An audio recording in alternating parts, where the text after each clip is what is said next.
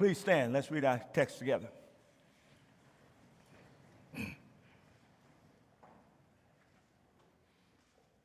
These words are recorded relating to Jesus in the awful trauma of crucifixion. Two others, both criminals, were led out to be executed with him. And when they came to a place called the Skull, they nailed him to the cross. The criminals was also crucified, one on the right and the other on the left. And Jesus said, say this with me, Father, forgive them, for they don't know what they are doing. And soldiers gambled for his clothes by throwing dice. There is the reading. Please be seated. Tell the person next to you, don't miss next week. Dr. Christine Coleman is going to bring this incredible series to an end. It's going to be a great and grand pinnacle culmination to what God has been doing. She is a licensed therapist, and she is a partner here at NBCC. And she has her own story of how she moved from horrendous trauma to triumph. And she'll be sharing out of her personal life, her professional life, and out of the center of her faith, how God facilitated that process. Say to the person next to you, don't miss next week, don't miss next week. How do I forgive? I know we've asked this question. How do I forgive when it hurts so bad? Somebody say how. It begins here. Trauma hurts. Here's the reality. The gospel writer Luke pens and records the worst trauma that history has ever recorded. When they came to a place called the Skull, the hill that Jesus was crucified on, there's so many people have been crucified there over time that it was full of people's skulls and bones and skeletons. And there they raised Jesus up on a cross, and the text says they nailed him to the cross. In those agonizing hours, Jesus endured unimaginable, inescapable, unignorable pain and hurt. He endured pain expressed in all the ways that we can imagine. Pain comes into our lives as a result of trauma. He endured physical pain through brutal torture, psychological pain through unspeakable anguish, spiritual pain. He bore your sins and my sins. He endured emotional pain, unending shaming and humiliation. He's stretched out naked, bleeding before the world. And the gospel writer of Luke captures the humiliation when he says that even as he cries out, forgive them, they are giggling and laughing beneath the cross, throwing dice and gambling over his clothes. Tell somebody, trauma hurts. You know, we talk about trauma in a variety of different ways, but for some of us, we have never acknowledged the hurt of trauma. We have never uttered the words, personally, we have never uttered the words, I was hurt. I am hurt. I am hurting. You know, I think I was about 6 months old when 6 years old, when my grandmother first shared with me the story that my biological father walked in to the hospital and saw me at 6 months of age in a horrendous situation, and he looked at me and he walked out and he said, that's not my child. She said and used this term, disown, and for me, it was rejection. But for many, many years, when speaking or talking about that situation, I said it had absolutely no effect on me because God had dropped and brought to me a wonderful granduncle who's a fantastic father figure, and so for years I was like, it's no big deal. But then one day, years into my adult life, I found myself sitting quietly and thinking about the reality that my biological father had walked in and looked at me and then rejected me. And for the very first time, I said, oh, that hurt me. And then came a flood of tears. And in that flood of tears, for the very first time, after years of denying that there was any pain connected to it, I started to heal.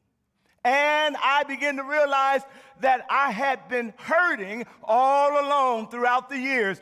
And the hurting manifested itself through all the ways that I was acting out. Because here's what's remarkable. My father rejected me, and through my years going through school, I created situation after situation where I would continue to be rejected.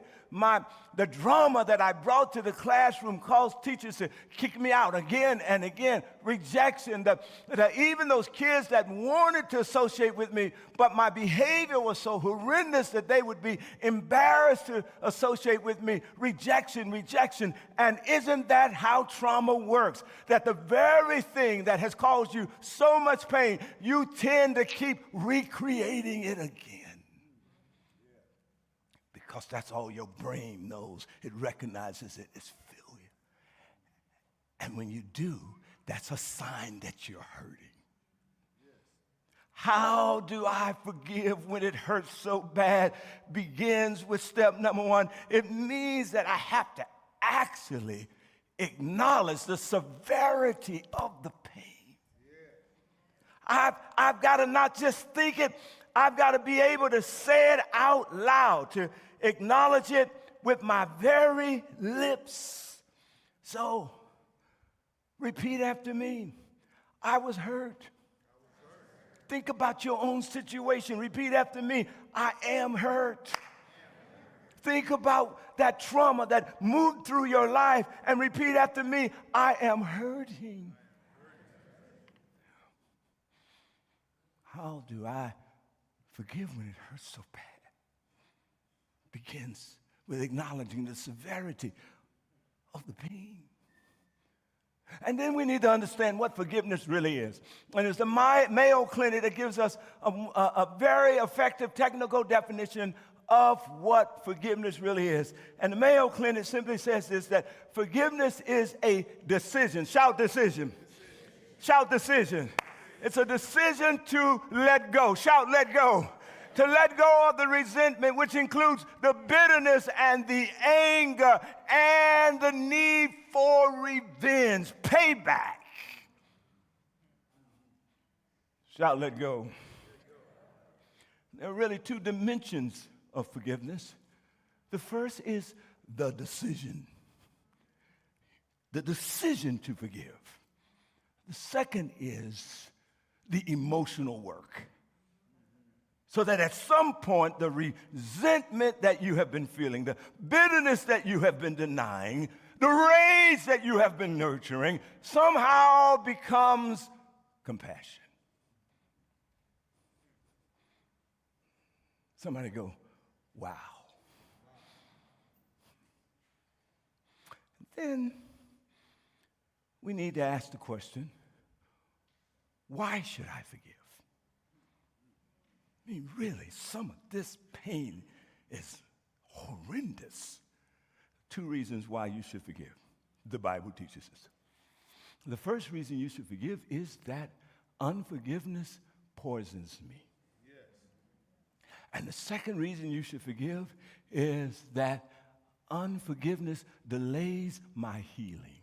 Yes. Right? Shout, poisons me. It has been said, I have used this more than once, that if you continue to hold on to that thing that causes such rage and in some cases hatred in your heart, it is like drinking poison and expecting the one that hurt you to die. I'll drink the poison, now let me watch you die. Really? See, if I drink the poison, you watch me die. That's what unforgiveness does to us. There is a remarkable story about unforgiveness. And just before I share it, I want to give you one more way that unforgiveness poisons us. The longer I nurture the grudge, the longer I hold on to the woundedness, some point it gives me permission. Say permission. It gives me permission to hold on even tighter to the bitterness and the rage and the anger. It, in its own self-righteous way, authorizes me. Shout, authorize. It authorizes me to become an instrument of harsh words and profanity and to slander and all of that stuff. It grants me permission. Say permission. To wallow in my pain. And it corrodes my heart and it deteriorates my soul. It literally destroys me. But what's the problem is, while it's destroying me, it has the byproduct of making me feel justified. There's a remarkable story that Jesus tells in Matthew chapter 18. He's teaching on forgiveness. And he says in that remarkable story that there is a king, and the king is reflective of Jesus. Jesus is in the role of the king. He tells a story. He says the king comes to settle accounts. And he says that the king calls a servant, and there is a servant who owes him 10,000 bags of gold. And 10,000 bags of gold on today's market is $20.4 billion. The servant owed the king $20.4 billion. And so the king says, you can't pay this, so I'm going to throw you and your family into a debtor's prison until it somehow resolves the debt. And the fellow who owed $20.4 billion falls on his knees and says, oh no, and he begs and he pleads and he says, give me time, be patient with me, I'll find a way to pay it. The king says, you can't pay it. As I think about this, I think about your story, and I think about my story. $20.4 billion, it represents not just one sin that I did, it represents all of the sins of my life. I think about my story. I think about all the ways that I have hurt people over my years. I think about all of the trauma and drama I caused in middle school and high school to teachers and to my grandaunt and to my granduncle. And I think about all of the pain that I facilitated and caused in the early years of my marriage. I think about the mistakes and the missteps across the years as I've tried to lead and learn. And I think about all of my sins. And I can hear the king says, you owe me $20.4 billion. I say to the king, don't punish me. Let me fix it. And the king says, you can't. You can't pay it. And then the text says, here's what the king did to the guy, and here's what the king does to you and to me if you dare trust Jesus. The text says that the king had pity. That means compassion on the guy. And then it goes on to say, not only did he have compassion, watch this, he canceled the debt and let him go.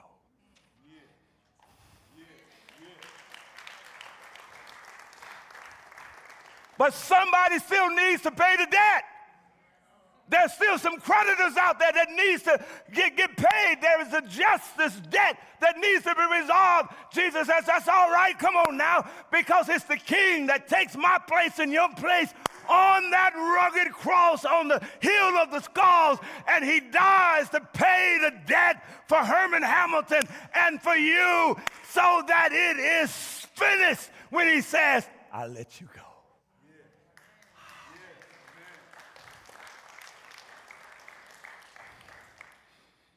Isn't that remarkable? This is Jesus who says about us, Father, forgive them, for they know not what they do.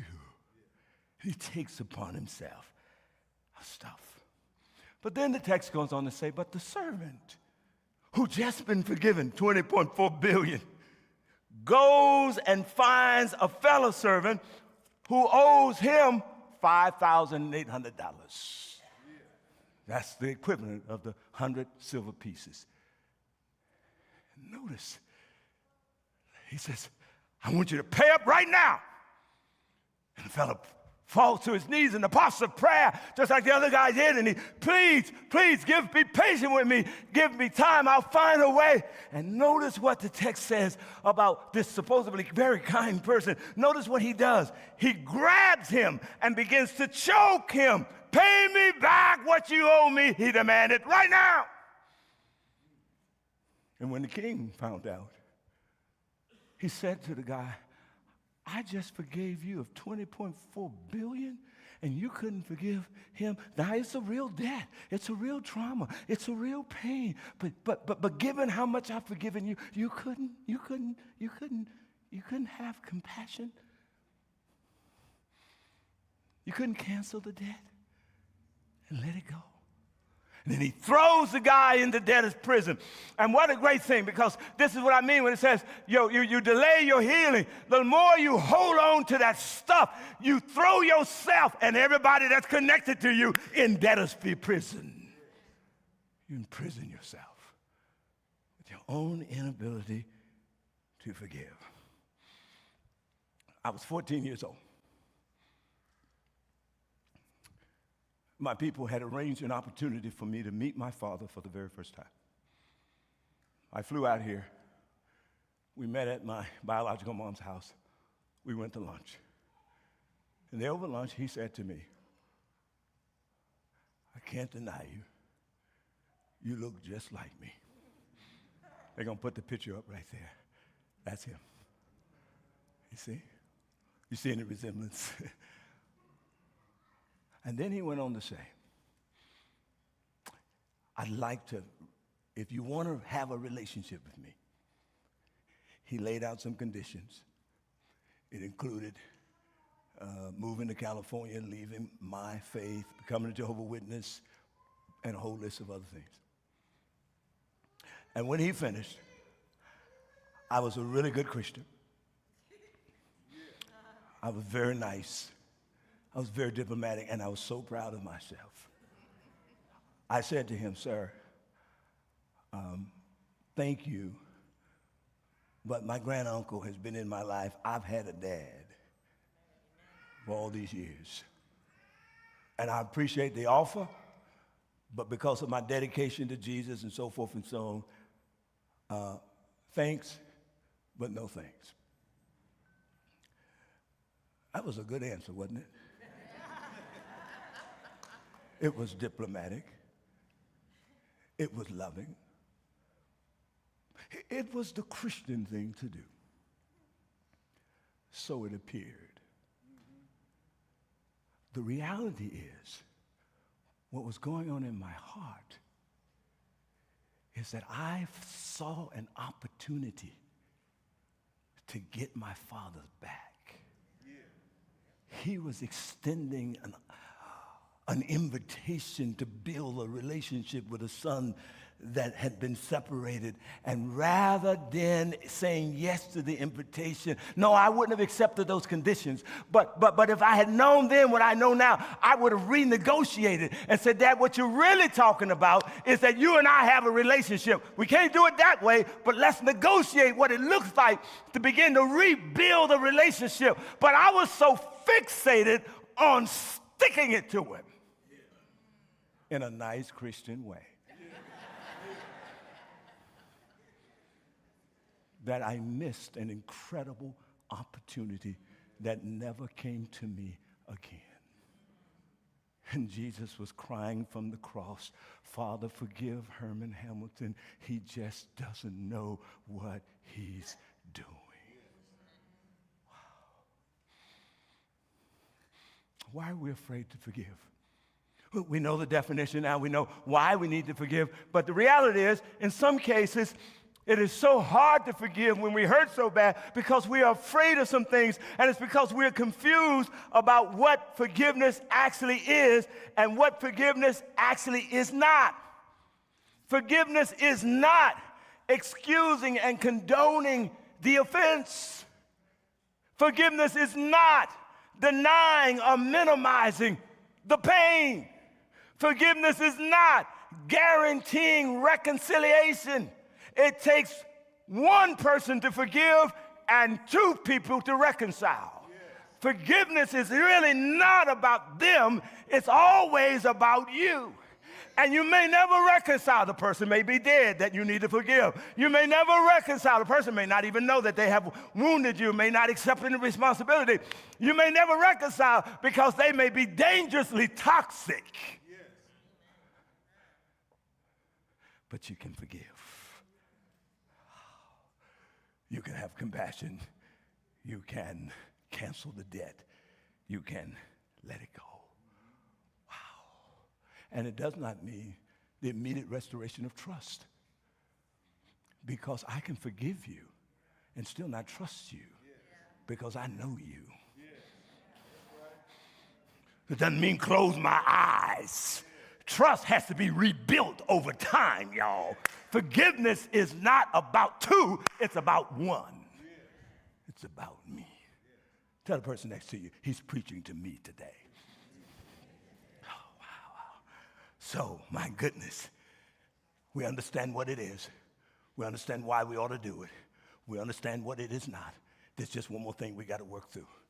When I think about why, how do I forgive when it hurts so bad? I have a nagging, hidden question. Why did he do it? Somebody shout, why? Why did that person abuse me? Why did that person cheat on me? Why did they neglect me as a child? Why did they jump me and beat on me? Why? And Jesus knows we have the nagging question, and he answers it with a universal answer. He cries out, forgive them, forgive Hurmon, forgive them, for he does not know what he's doing.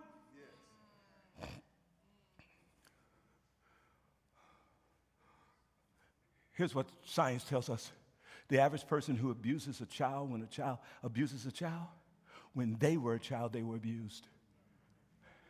There's another part of the story we just don't know. The average person that explodes and is a source of domestic violence, they grew up in a house where they were victimized by domestic violence. There's another part of the story that we just don't know. And whatever that part of the story is that you don't know that caused them to do the horrible thing that they have done to you, there is trauma built into that part of the story, and that trauma is in an invisible way manipulating them the same way that my trauma was manipulating me all those years. Manipulated me into rejecting an opportunity to reconnect with my Father. I just didn't know what I was doing.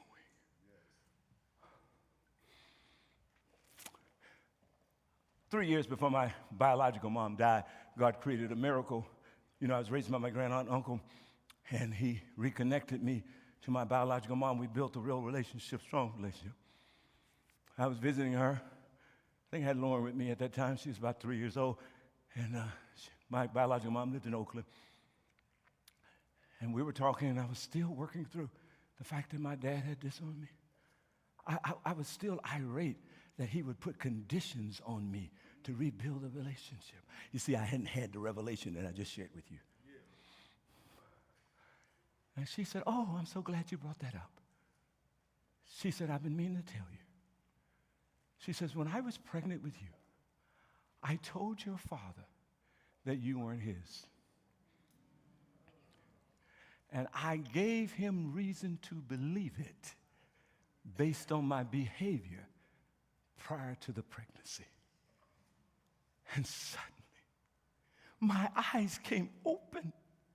The first thing was I was now immediately able to forgive my mother, because by then I had learned about the horrible trauma, the hell that she grew up in, that shaped her life, that made her such an instrument of kind of diabolical planning. I got where that came from so I could forgive her.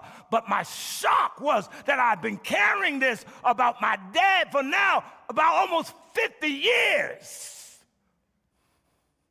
And I had made the decision to forgive him, but I hadn't reached an emotional place where I could do the emotional work. But then I discovered he didn't know what he was doing.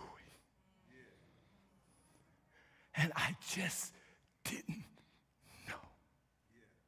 And immediately I began to feel compassion for somebody that I had been so hard-hearted about because I learned about the invisible part of his story. And Jesus says to tell you, sometimes you will figure out why. What the trauma was that caused them to traumatize you. And sometimes you won't. But rest assured, when they did what they did to you, trauma was at work, and they did not know what they were doing. The people were killing Jesus, gambling at the cross. They thought they knew, but they did not know what they were doing.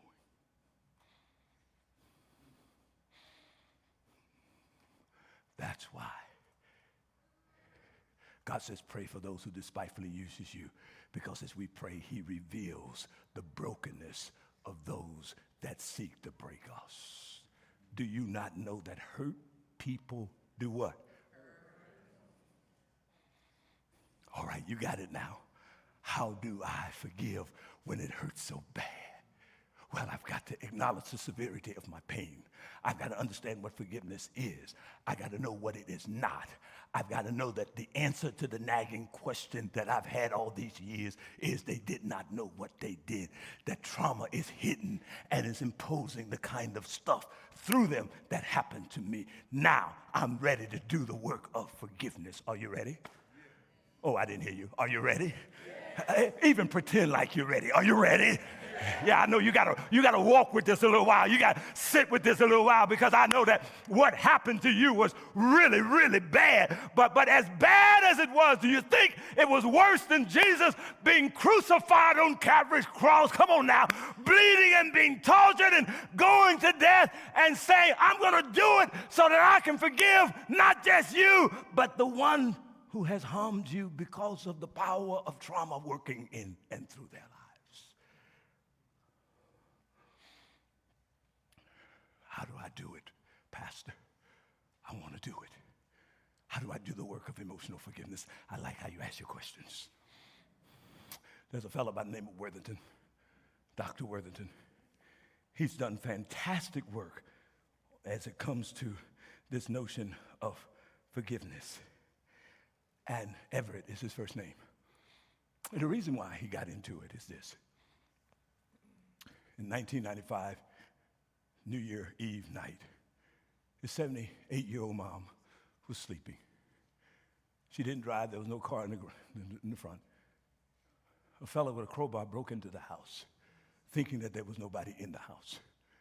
Mom woke up and came out, and he used the crowbar to bludgeon her to death. 3 days later, Dr. Worthington was standing with his brother and his sister in a room. He was so angry, as you would imagine, so hurt, such evil. There was a baseball bat leaning against the wall, and he said to his brothers and sisters, if I could find him, and the guy had been arrested. He said, if I could just get to him, I'd take this baseball bat, and I would just batter his head again and again and again and again and again, until I kill him. Understandable. But then Dr. Worthington had a flash, because he's Christian. And he realized that what he just said and the anger within him was turning him into the very same person that killed his mom. That's what unforgiveness does. It slowly transforms you into a perpetuator of pain. And then he came up with this acronym, REACH, after study. And you go look him up, and he had a lot of exercises on YouTube that will help you to work through this. I'm going to take you through it real quickly. Somebody say REACH. He's saying you've got to reach to forgive. You've got to stretch to forgive. To do the emotional work, you've got to reach. You've got to stretch. And he gives us some, he uses this acronym. And the first thing is in the terms of reach is R. Everybody shout R. And he says what you got to first do in order to begin to do the emotional work is you've got to recall the event. You've got to recall the pain. And then you've got to reframe the story, your story, as it relates to that pain. And you've got to reframe it this way. Watch this. Jesus' story did not end at the cross. His story did not end in trauma. His story did not end in the tragedy of his death. Oh, there was trauma and there was death. That was on Friday evening. And the trauma and the death was in charge on Saturday morning. It remained in charge on Saturday night. But early Sunday morning, something got overturned. The rock moved. Y'all ain't listening. And he who was dead got up from the dead. And so Jesus' story is defined not by what happened in the middle of the story, but by what happened at the end of the story. He rose triumphantly. And so when we talk about Jesus, we talk about him as victor. And notice how when I talk about my story, I don't talk about myself as a victim. No, that happened in the midway. Y'all ain't listening. But I talk about myself. I'm the fella who was on his way, come on now, to a garbage can of humanity. And Jesus swept into the details of my life. And through his grace and through his forgiveness, he found a way to transform my thinking and change the way I was walking. And rather than me leading and ending up in a garbage place, I dropped me here and I'm preaching to you. Come on now. That's a triumphant story.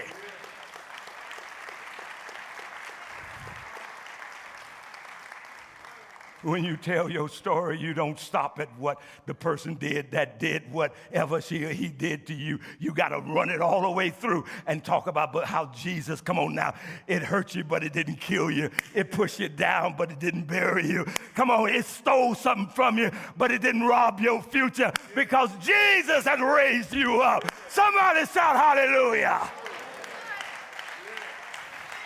Tell the person next to you, reframe your story, reframe your story, reframe your story. R-E, empathize. Say empathize. Oh my God. Empathize, it means that you have to try to see it from the victimizer's perspective. I told this story earlier. 6-year-old boy was brought to me 9 years ago. Parents divorced. He spent a few weeks with his dad, a few weeks with his mom. And his dad was so messed up that his dad would say to him, I hate you were born. You're a burden, so forth and so on. The little boy came home one day talking suicidal. I just want to die. I just want to die. And then the mom called me. And the mom said, I need you to talk to him. I said, first, we got to get him some counseling. Second, we got to get community around him. And when that's done, I'll talk to him. And he came to my office. Some of my team people came with me. And we talked. And when he told me the story about his dad, it was so painful. I cried. The folk around me cried. His mama cried. And then I said, God, help me. I need to find a way to help this boy through this without demonizing his daddy. Did you hear what I said? And so the Lord gave me a revelation. And so I looked over my desk and I saw a cup and I saw some scissors and I asked Christina to bring it to me. And I said, I want you to cut holes in the cup. And so she cut a hole here, she cut a hole here, she cut a hole here. So the hose was in the cup. And then I got a pitcher of water and I said to the little boy, I said, what I want you to understand is that when your father speaks those mean things to you, it's not about you. It's about him. I said, here's the deal. Your father, this cup represents your father's life. And your father has holes in his cup.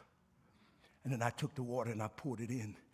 And I said, and God pours his love into the cup. And your mama pours her love into the cup. And as the cup filled up, you can imagine the water started to spray out all over the place. I said, quick, go get a trash can. He ran, got the trash can, and the water sprayed out, and the water went down. I said, this is your father. I said, it's the hose in his cup that the love runs out, leaves him with bitterness. So it's not about you. It is about him. I said, do you understand? He said, yes, sir. He said, Daddy's got holes in his cup. I said, that's it. 2 weeks later, my mama talked to the mama. She said, the boy came home and said Dad was still being crazy. But he said to Mama, Mama, don't worry. I understand what's going on now. Daddy's got hole in his cup. It's not about me. It's about the holes in his cup. Y'all ain't listening. I got to get out of here. What messes us? Trauma puts holes in our cups. But then I was talking to my wife 2 weeks later. We was having breakfast, and I was telling her about it. And then I had a revelation in the discussion. I said it, hole, H-O-L-E. But if you put a W to the H-O-L-E, it becomes, y'all ain't listening to me. When you get rid of the W, the wrong, come on now, it takes the whole and it makes you, you got it, you got it, you got it, you got it. Celebrate that. Give God a hand praise. I got to finish up. R-E-A, that you offer forgiveness as a gift. The same way Jesus offered forgiveness to you for $20.4 billion. As a gift, you offer it to the other. R-E-A-C, then you commit by saying, I'm going to decide to forgive. You write them a letter, you tell them. If they did, you may want to write a letter to them, but you go public with your commitment and you just tell somebody, this person did this to me, but I'm deciding right now to forgive. And then H, shout H. You decide to hold on to it, y'all, because the bad memories will come and will try to tempt you, come on now, to go back where you went from. But then in that moment, you got to reach for the cross. Everybody shout, reach. Say, reach for the cross. Reach for the cross. You got to remind yourself. And imagine Jesus on the cross, and he's dying to pay for your wrong, but he's also dying to pay for all of the wrongs that's been done to you. And when you reach for the Christ, come on now, the grace comes, the forgiveness comes, the compassion comes, not immediately, but over time. He delivers you, and you can cancel the debt. Oh, y'all ain't listening to me. And let it, amen, give God a hand praise.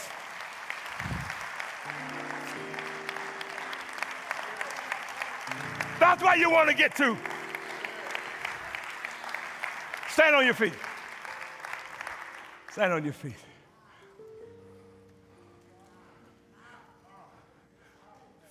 Forgiveness does not have to be immediate.